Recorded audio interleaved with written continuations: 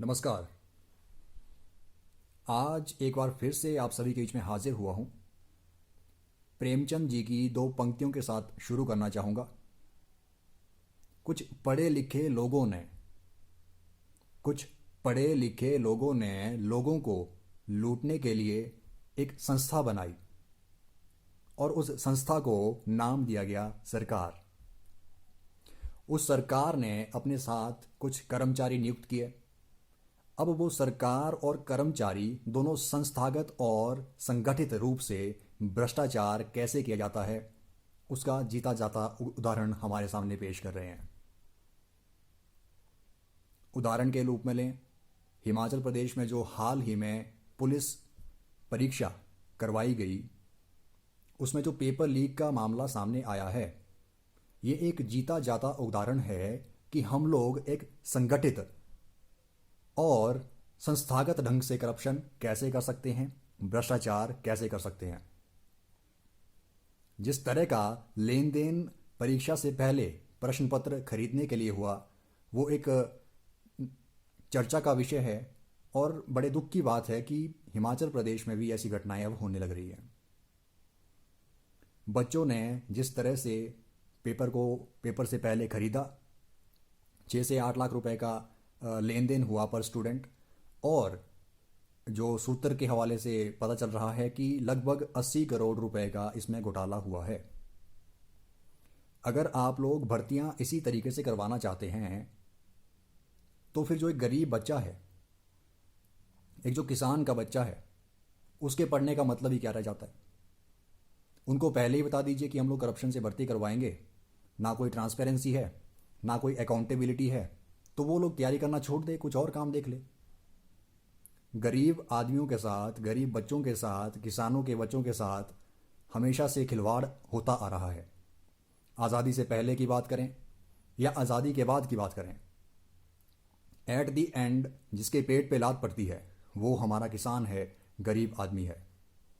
पहले हमें किसानों ने लूटा, अंग्रेज़ों ने लूटा, अब हमारे अपने लोग हमें लूट रहे हैं।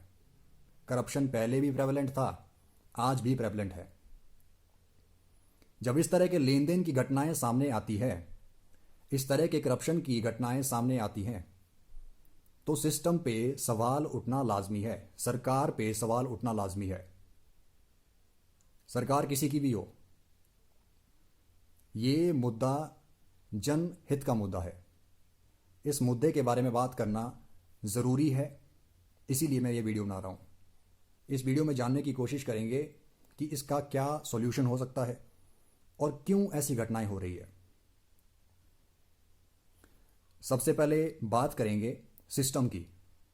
जिस सिस्टम में पहले से करप्टेड लोग बैठे हैं, वो लोग करप्शन के माध्यम से और करप्टेड लोगों को सिस्टम में डालने की कोशिश कर रहे हैं ताकि उनका करप्शन का धंधा जो है वो चल सके, जिस तरह से चला आ रहा है। और दूसरी बात, जो अधिकारी या जो लोग इसमें शामिल हैं उनको सस्पेंड कर दिया जाता है या फिर ट्रांसफ़र कर दिया जाता है। लेकिन होना क्या चाहिए, उनको डिसमिस कर देना चाहिए उनके पद से। जिस भी पद पे वो इस वक्त आसीन है, उस पद से उनको हटा दिया जाना चाहिए और उनकी जो प्रॉपर्टी है उसको जब्त कर दिया जाना चाहिए। इसी तरह से एक मैसेज जाएगा लोगों के बीच कि ऐसी घटनाओं को जो अंजाम देते हैं उनके साथ क्या किया जा सकता है या क्या हो सकता है। और दूसरी बात, खुद के नेताओं के बच्चे एब्रॉड पढ़ने जाते हैं और जो गरीब आदमी है, किसान आदमी है, उसके बच्चों के साथ ये लोग फ्रॉड करते हैं। गरीबों को लूटने का एक अच्छा माध्यम इन्होंने बना रखा है। अब यहां पे एक बात करेंगे कि how can we expect from a person that he will not do corruption when he has entered into the system by corrupted means। जब एक बंदा करप्शन के माध्यम से सिस्टम में घुसेगा, पैसा दे के सिस्टम में घुसेगा, पैसा दे के नौकरी लेगा, तो हम लोग उससे कैसे एक्सपेक्ट करें कि वो नौकरी लगने के बाद करप्शन नहीं करेगा।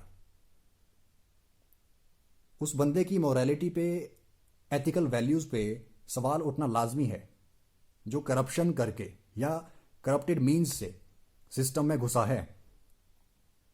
यहां पे कोई एक भ्रष्टाचारी नहीं है ना 2 भ्रष्टाचारी हैं, ना 3 भ्रष्टाचारी हैं। यहाँ भ्रष्टाचारियों का पूरा गिरोह है। ये लोग मिलके काम करते हैं, झुंड में काम करते हैं, संगठित और संस्थागत ढंग से काम करते हैं। ना कोई ट्रांसपेरेंसी है, ना कोई अकाउंटेबिलिटी है। लोगों को किस तरह से लूटा जाता है वो काम ये कर रहे हैं। गरीबों की बात सुनने वाला कोई नहीं है, किसानों की बात सुनने वाला कोई नहीं है, स्टूडेंट्स की बात सुनने वाला कोई नहीं है, एस्पायरेंट्स की बात सुनने वाला कोई नहीं है।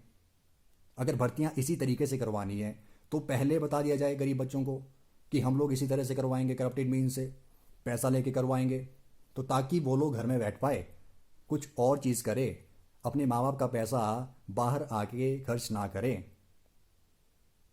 इसके अलावा जितने भी विद्यार्थी, जितने भी उनके पेरेंट्स जो भी इस चीज़ में इंडल्ज हैं, इस स्कैम में, पेपर लीक वाले, उनके ऊपर लाइफ टाइम का बैन लगा दिया जाए। और जो अधिकारी इसमें शामिल है उनको डिसमिस कर दिया जाए उनकी जॉब से। यहाँ कोई सस्पेंड और ट्रांसफ़र की बात नहीं है, डिसमिस की बात हो रही है। डिसमिस कर दिया जाए और इसकी जो है निष्पक्ष जांच की जाए, आगे ये ना दोहराया जाए ये घटना, और आगे की जो भर्तियां हैं उसकी अकाउंटेबिलिटी फिक्स की जाए और उसमें ट्रांसपेरेंट ढंग से भर्ती को अंजाम दिया जाए। यही हमारा कहना है और मेरा कहना है। इसके साथ ही मैं वीडियो को समाप्त करना चाहूँगा। जिस तरह से लोगों का प्रदर्शन या धरने या आंदोलन होने चाहिए उस लेवल पे धरने नहीं हो रहे हैं, पता नहीं क्यों हो रहे हैं, क्यों नहीं हो रहे हैं, लेकिन नहीं हो रहे हैं। इससे पहले जेओए का मामला था, जेबीटी का था, वो सारे मामले जो फंस रहे हैं। इसके बाद पुलिस का केस आ गया, भर्तियां रद्द होती है, लटकती है या लंबा समय खिंच जाता है। काफ़ी सारे मुद्दे हैं, वो आप सभी को पता है। लेकिन ये जो घटना पेपर लीक वाली हुई है ये बहुत ही शर्मिंदा करने वाली घटना है। इस पे सख्त कार्रवाई की जानी चाहिए जो भी इसमें दोषी है, और जो अधिकारी दोषी है उनको डिसमिस कर दिया जाए, और जो स्टूडेंट्स हैं जो इंडल्ज है इसमें उनको बैन कर दिया जाए लाइफ टाइम के लिए, ताकि वो आगे फर्दर किसी रिक्रूटमेंट में ना बैठ पाए। क्योंकि अगर आप करप्शन करके एक सिस्टम में घुसेंगे तो आप लोग एक्सपेक्ट नहीं कर सकती कि वो बंदा आगे सिस्टम में जब जॉब पे लगेगा तो वो करप्शन नहीं करेगा।